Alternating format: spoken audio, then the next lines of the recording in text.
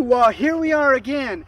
We are gonna do a do-it-yourself fixer-upper. We got some brand new strut shocks for my car. This is my car I drive around. I get 40 miles to a gallon. Really good fuel. Might be tall, might be compact, but fuel prices are high, so this is a good deal. The only problem is this is kind of beat up car. I just drive this, got a killer deal, and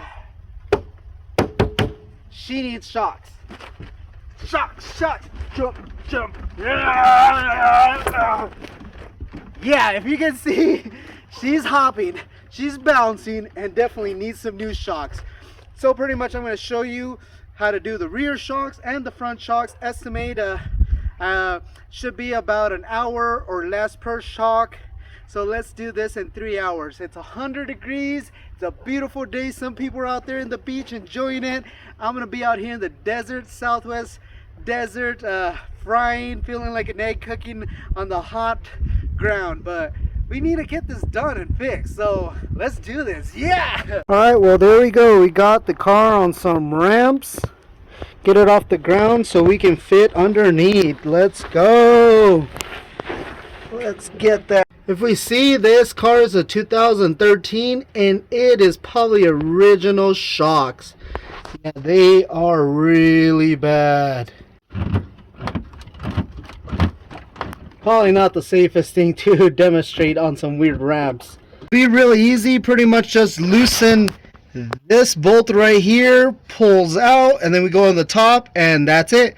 The shock will come out. So the back shock and the front strut assembly, and we got ourselves a simple tool set. Let's just use that. That's all you need, something from AutoZone, and we can disassemble it all and put it all back together. Well, let's go. Let's start. Here we have the back bolt. We're gonna remove the back bolt, put it on, and here is the threaded part. It's kind of weird. I guess we just have that socket and just kind of thread on. Mostly they have a nut in the back.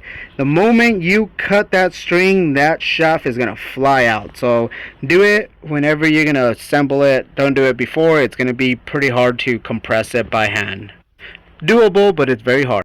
Alright, so we got the 18 on there, and we have to put another wrench just to give us that leverage to break that rusty bolt. Alright, don't do what I did. That is a welded bolt. It's not going to come out. Doesn't matter how strong you are not going to take that off. Alright, we got the bolt out. I had to get two wrenches together. That was impossible, so I got a ratchet with the big old cheater bar. So we got that. Let's go ahead and pry it out.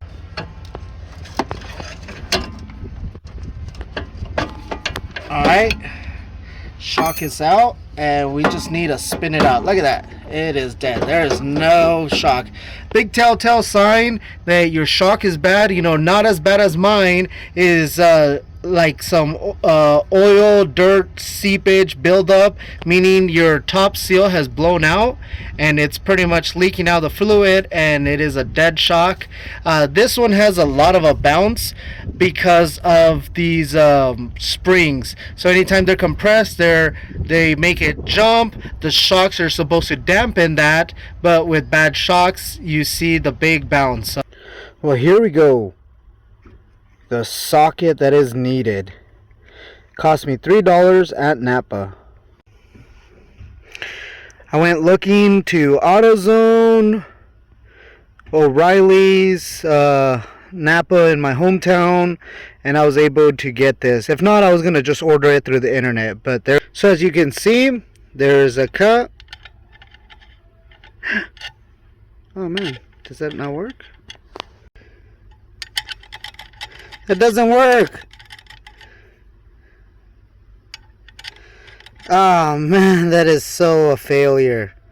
I thought the socket was pretty much universal that would fit in any style of shock like this, but I guess it's only for GMC shocks. Alright, well, here we are. We finally got the tools, but guess what? They came in defective. Somebody used them, went and looks like they put an impact gun or something, went and damaged them. They're all damaged. So I did contact Amazon, and I am going to send them back. You see the one that I got, the original, doesn't work. And then the kit that I thought it was going to work, like, look at that. It's all cracked. They're cracked, they're damaged. The only one that kind of works is this one. It's not the right size, but I'm going to see if I can get it to work.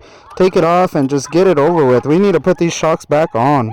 After many failed attempts, what I'm going to do is just pretty much take off the 4 lug nuts, take off the wheel after I put the jack, and rip the plastic insulator that goes on top. That plastic insulator that goes right there.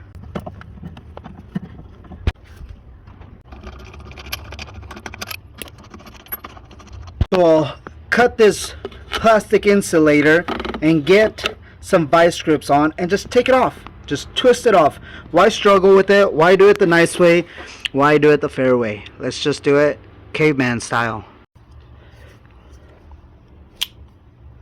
Vice grip on, righty tighty, lefty loose.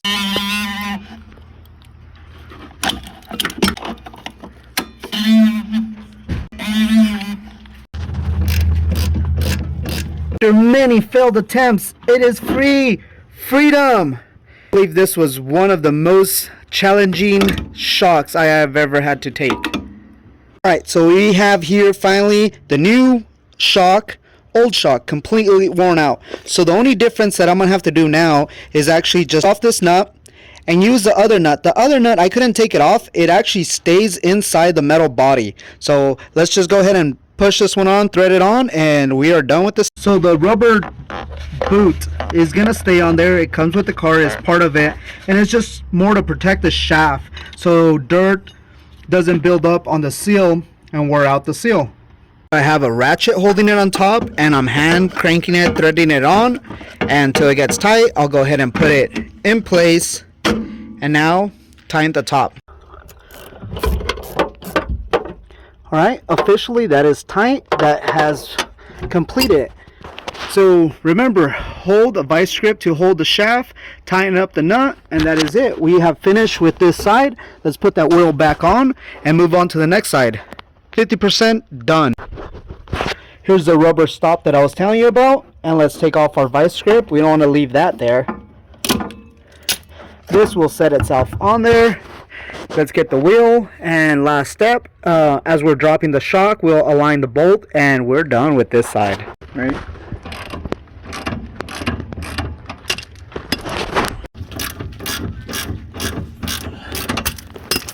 Got the wheel off, and on this one I discovered if I just pull hard enough, I pull the rubber garment for the bump stop. I'm going to go ahead and put my vice grips, go on top, and break it loose. Let's do it. Alright, so we'll get this socket back there and we'll break it loose. Alright, new shock in, has threaded on. So what I'm going to do is put the vice grip on the top. Now that vice grip is on the top, we're going to go ahead and tighten the top nut. Alright, so let's go ahead and tighten it and put it all back together.